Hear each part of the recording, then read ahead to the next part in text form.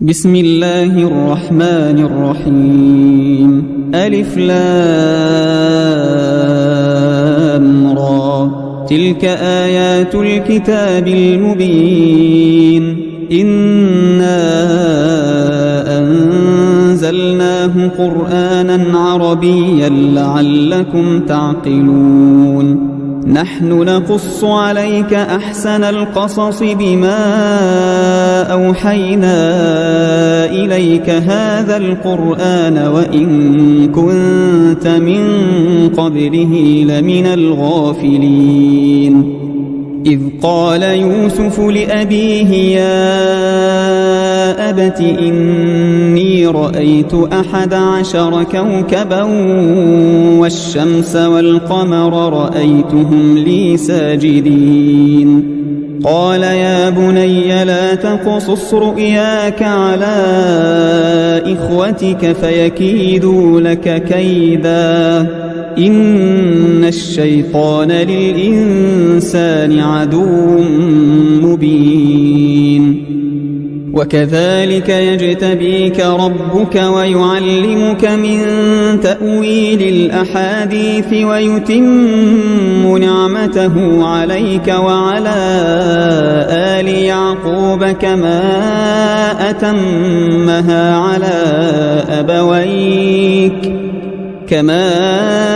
أتمها على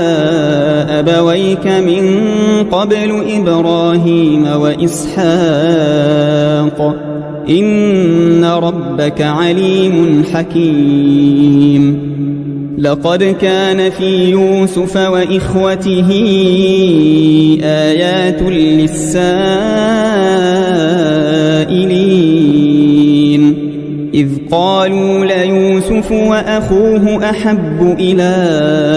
أبينا منا ونحن عصبة إن أبانا لفي ضلال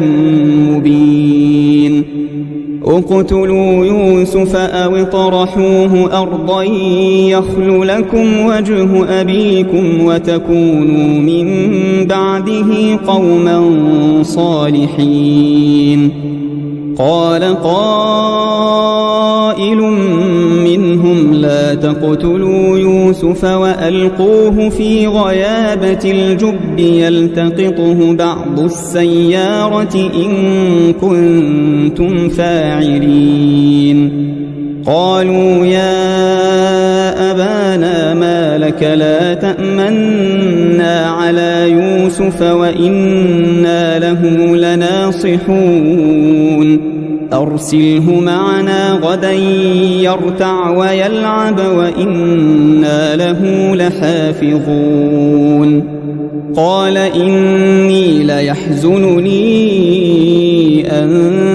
تذهبوا به وأخاف أن يأكله الذئب وأنتم عنه غافلون قالوا لئن أكله الذئب ونحن عصبة إنا إذا لخاسرون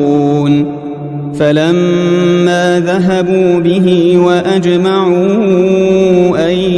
يجعلوه في غيابة الجب وأوحينا إليه لتنبئنهم بأمرهم هذا وهم لا يشعرون وجاءوا أباهم عشاء يبكون قالوا يا أبانا إنا ذهبنا نستبق وتركنا يوسف عند متاعنا فأكله الذئب وما أنت بمؤمن لنا ولو كنا صادقين وجاءوا على قميصه بدم كذب قال بل سولت لكم أنفسكم أمرا فصبر جميل والله المستعان على ما تصفون وجاءت سيارة فأرسلوا واردهم فأدلى دلوه قال يا بشرى هذا غلام وأسروه بضاعة والله عليم بما يعملون وشروه بثمن بخس دراهم معدودة وكانوا فيه من الزاهدين وقال الذي اشتراه من مصر لامرأته أكرمي مثواه عسى أن ينفعنا أو نتخذه ولدا وكذلك مكنا ليوسف في الأرض ولنعلمه من تأويل الأحاديث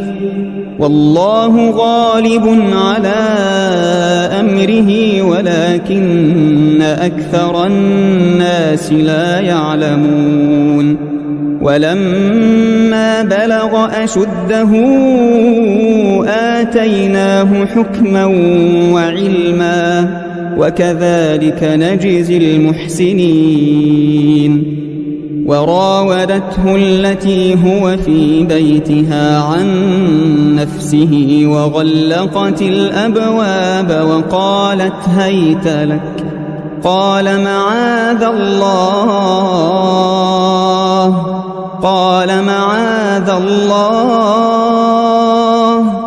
إنه ربي أحسن مثواي إنه لا يفلح الظالمون ولقد همت به وهم بها لولا أن رأى برهان ربه كذلك لنصرف عنه السوء والفحشاء إنه من عبادنا المخلصين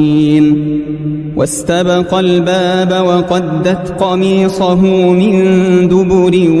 وألف يا سيدها لدى الباب قالت ما جزاء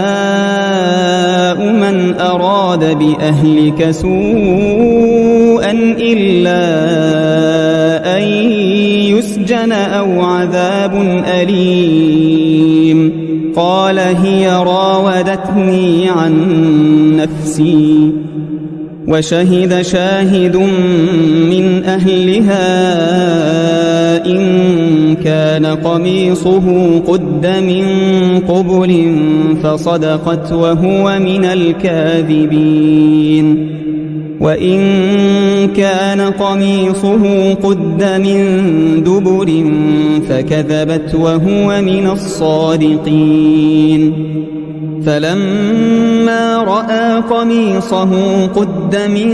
دبر قال إنه من كيدكن إن كيدكن عظيم يوسف أعرض عن هذا واستغفري لذنبك إنك كنت من الخاطئين وقال نسوة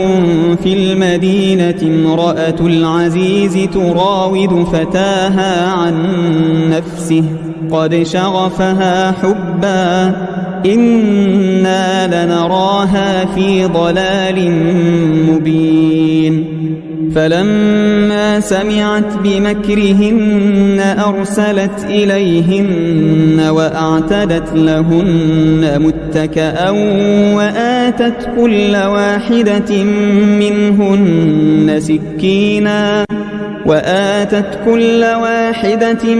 منهن سكينا وقالت اخرج عليهن فلما رأينه أكبرنه وقطعن أيديهن وقلن حاش لله ما هذا بشرا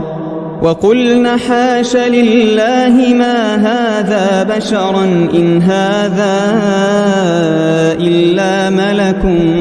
كريم. قالت فذلكن الذي لمتنني فيه ولقد راودته عن نفسه فاستعصم ولئن لم يفعل ما آمره ليسجنن وليكونن من الصاغرين. قال رب السجن أحب إلي مما يدعونني إليه وإلا تصرف عني كيدهن أصب إليهن وأكن من الجاهلين. فاستجاب له ربه فصرف عنه كيدهن إنه هو السميع العليم. ثم بدا لهم من بعد ما رأوا الآيات ليسجننه حتى حين. ودخل معه السجن فتيان قال أحدهما إني أراني أعصر خمرا وقال الآخر إني أراني أحمل فوق رأسي خبزا تأكل الطير منه نبئنا بتأويله إنا نراك من المحسنين. قال لا يأتيكما طعام ترزقانه إلا نبأتكما بتأويله قبل أن يأتيكما ذلكما مما علمني ربي إني تركت ملة قوم لا يؤمنون بالله وهم بالآخرة هم كافرون. واتبعت ملة آبائي إبراهيم وإسحاق ويعقوب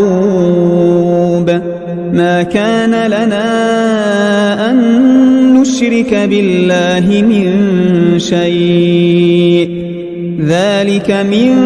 فضل الله علينا وعلى الناس ولكن أكثر الناس لا يشكرون. يا صاحبي السجن أأرباب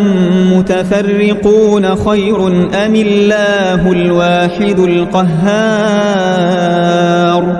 ما تعبدون من دونه إلا أسماء سميتموها أنتم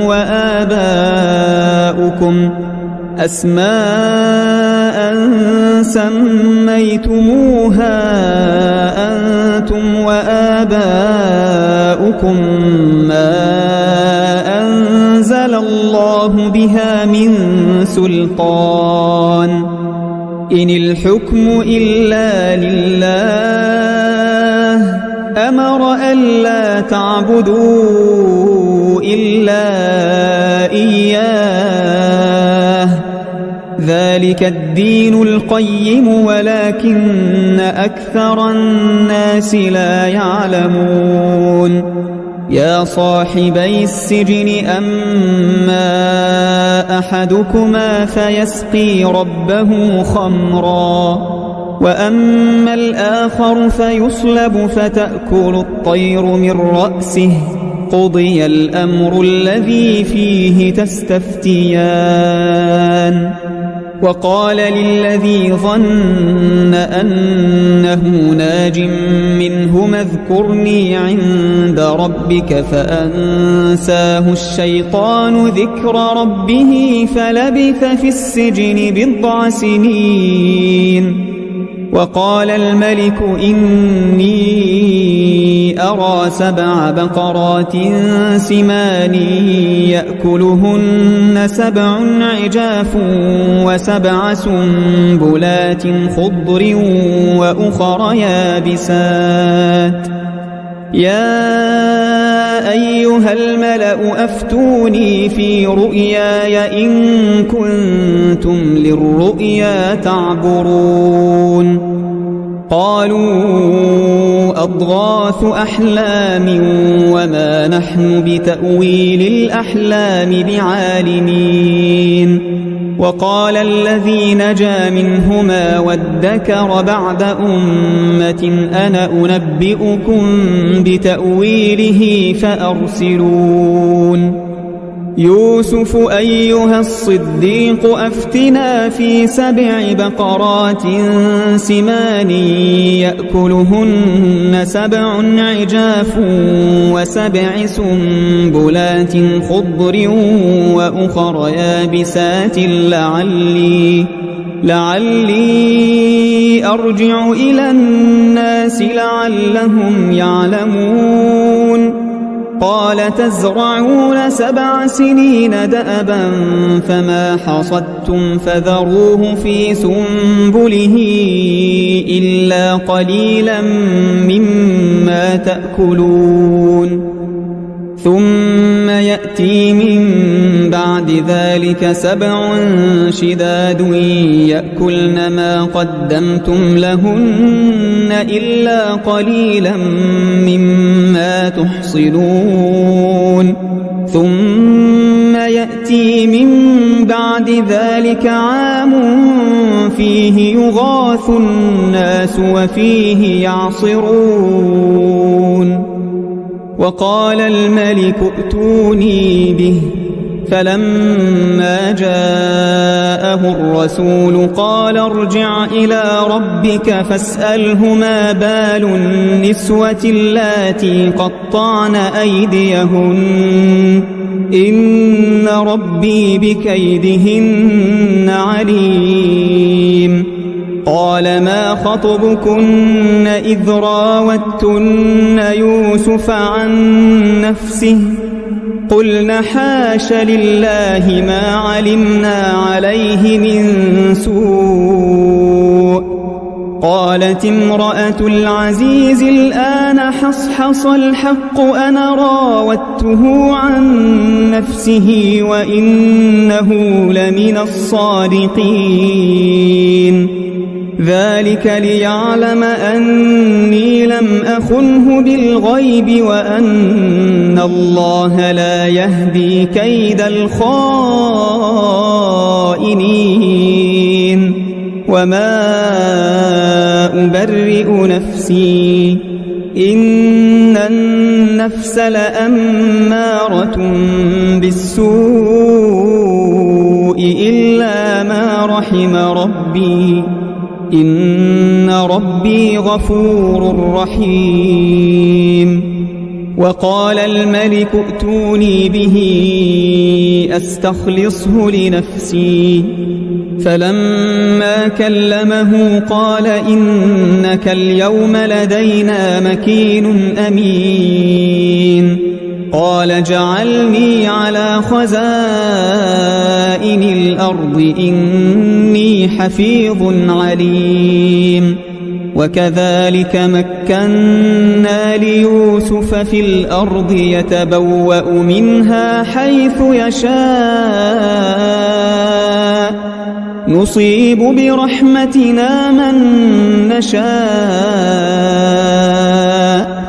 نصيب برحمتنا من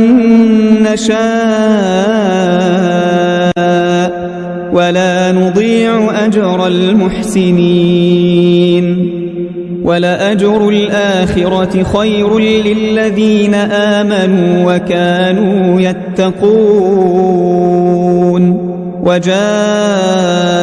إخوة يوسف فدخلوا عليه فعرفهم وهم له منكرون ولما جهزهم بجهازهم قال ائتوني بأخ لكم من أبيكم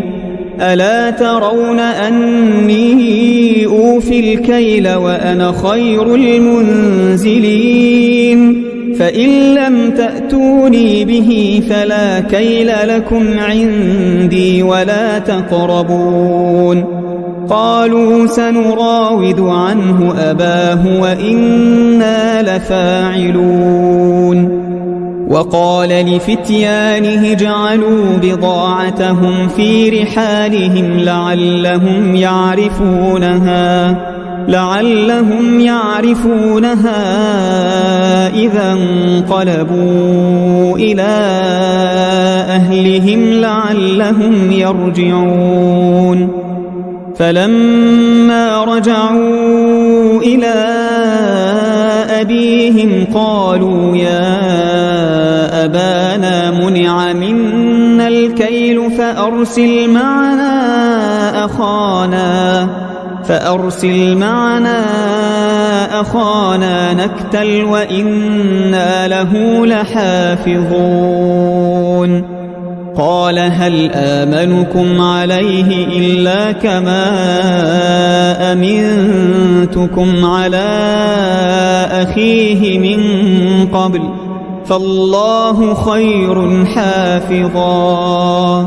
فالله خير حافظا وهو أرحم الراحمين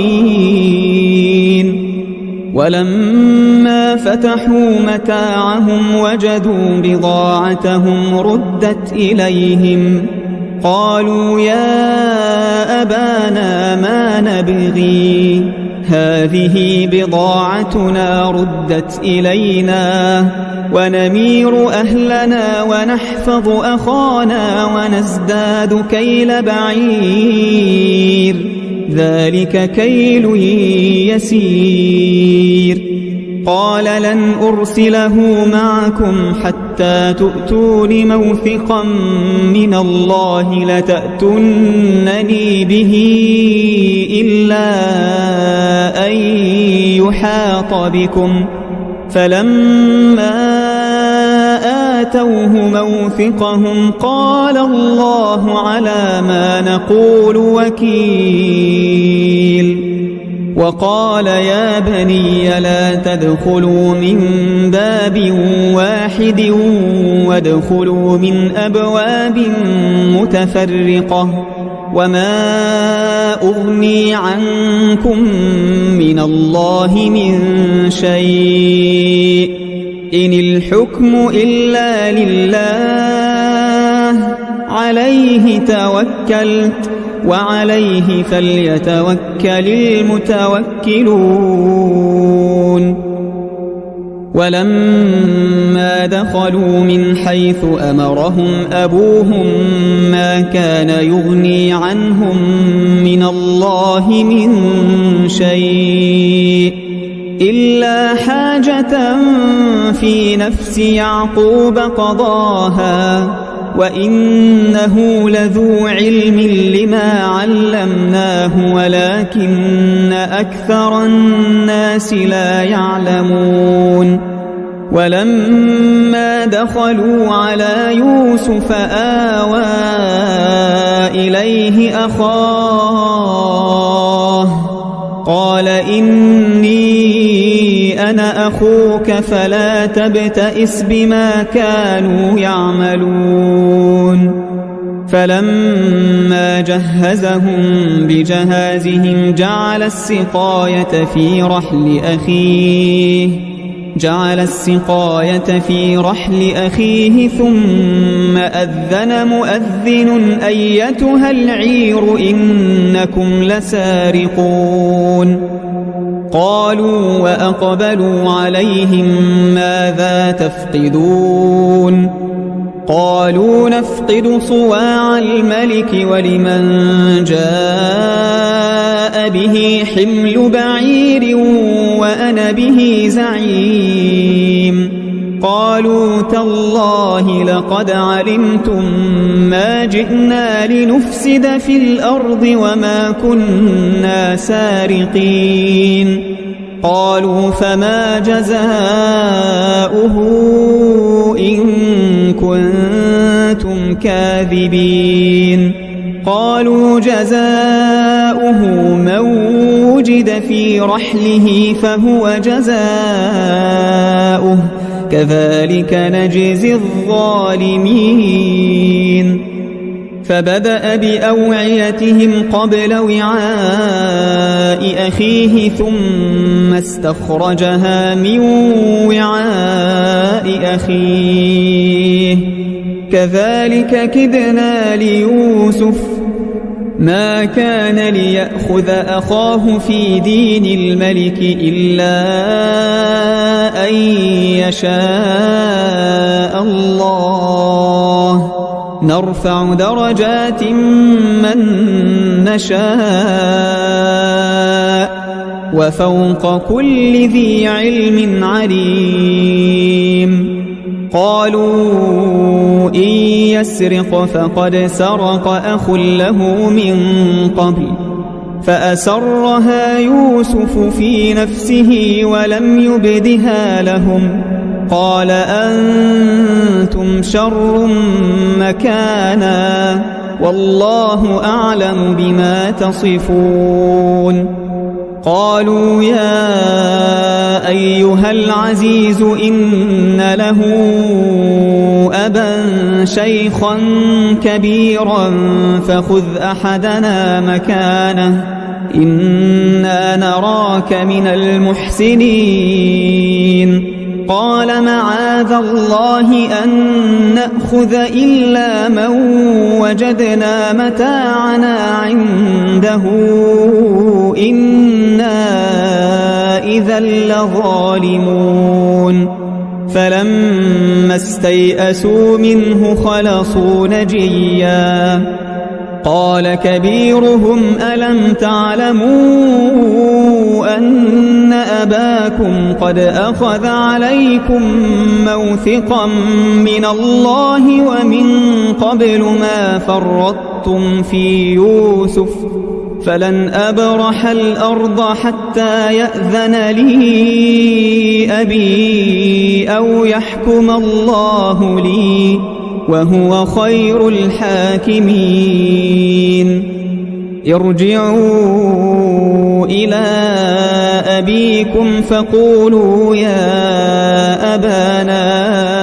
إن ابنك سرق وما شهدنا إلا بما علمنا وما كنا للغيب حافظين واسأل القرية التي كنا فيها والعير التي أقبلنا فيها وإنا لصادقون قال بل سولت لكم أنفسكم أمرا فصبر جميل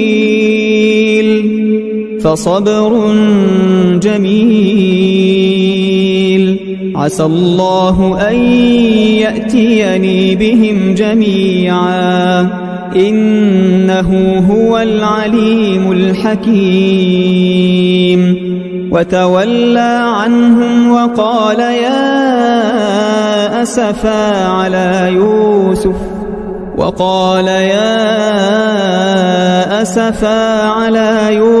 وابيضت عيناه من الحزن فهو كظيم قالوا تالله تفتأ تذكر يوسف حتى تكون حرضا أو تكون من الهالكين قال إنما أشكو بثي وحزني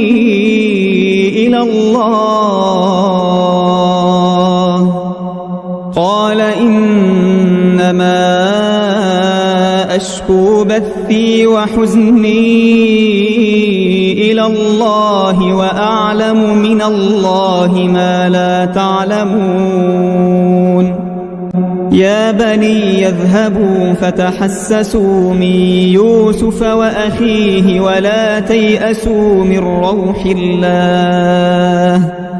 إنه لا ييأس من روح الله إلا القوم الكافرون فلما دخلوا عليه قالوا يا أيها العزيز مسنا وأهلنا الضر وجئنا ببضاعة مزجاة فأوف لنا الكيل وتصدق علينا إن الله يجزي المتصدقين. قال هل علمتم ما فعلتم بيوسف وأخيه إذ أنتم جاهلون؟ قالوا أئنك لأنت يوسف؟ قال أنا يوسف وهذا أخي. قال أنا يوسف وهذا أخي قد من الله علينا إنه من يتق ويصبر فإن الله لا يضيع أجر المحسنين. قالوا تالله لقد آثرك الله علينا وإن كنا لخاطئين. قال لا تثريب عليكم اليوم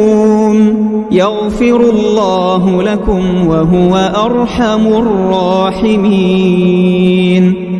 اذهبوا بقميصي هذا فألقوه على وجه أبي يأت بصيرا وأتوني بأهلكم أجمعين. ولما فصلت العير قال أبوهم إني لأجد ريح يوسف لولا أن تفندون. قالوا تالله إنك لفي ضلالك القديم. فلما أن جاء البشير ألقاه على وجهه فارتد بصيرا قال ألم أقل لكم إني أعلم من الله ما لا تعلمون. قالوا يا أبانا استغفر لنا ذنوبنا إنا كنا خاطئين. قال سوف أستغفر لكم ربي إنه هو الغفور الرحيم. فلما دخلوا على يوسف آوى إليه أبويه وقال ادخلوا مصر إن شاء الله آمنين. ورفع أبويه على العرش وخروا له سجدا وقال يا أبت هذا تأويل رؤياي من قبل قد جعلها ربي حقا وقد أحسن بي إذ أخرجني من السجن وجاء بكم من البدو من بعد أن نزغ الشيطان بيني وبين إخوتي إن ربي لطيف لما يشاء إنه هو العليم الحكيم. رب قد آتيتني من الملك وعلمتني من تأويل الأحاديث فاطر السماوات والأرض أنت وليي في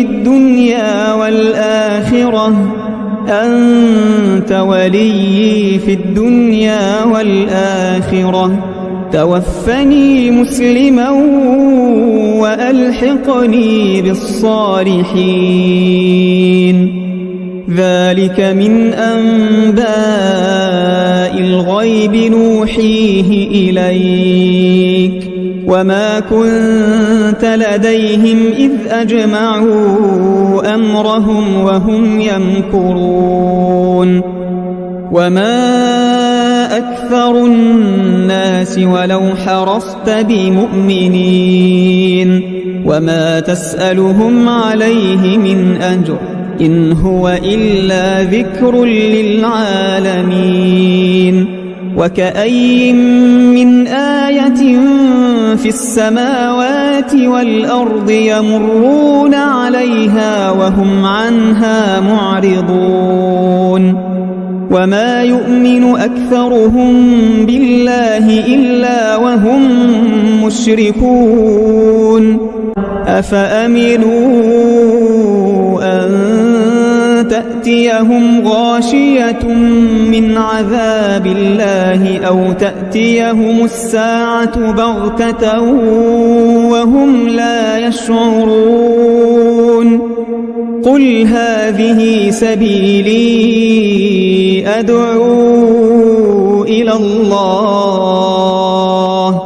على بصيرة أنا ومن اتبعني وسبحان الله وما أنا من المشركين وما أرسلنا من قبلك إلا رجالا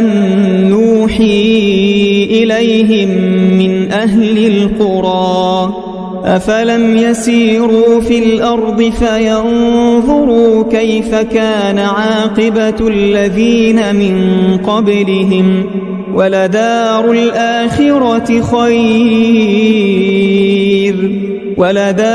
الآخرة خير للذين اتقوا أفلا تعقلون حتى إذا استيأس الرسل وظنوا أنهم قد كذبوا جاءهم نصرنا فنجي من نشاء ولا يرد بأسنا عن القوم المجرمين لقد كان في قصصهم عبرة لأولي الألباب ما كان حديثا يفترى ولكن تصديق الذي بين يديه وتفصيل كل شيء وهدى ورحمة لقوم يؤمنون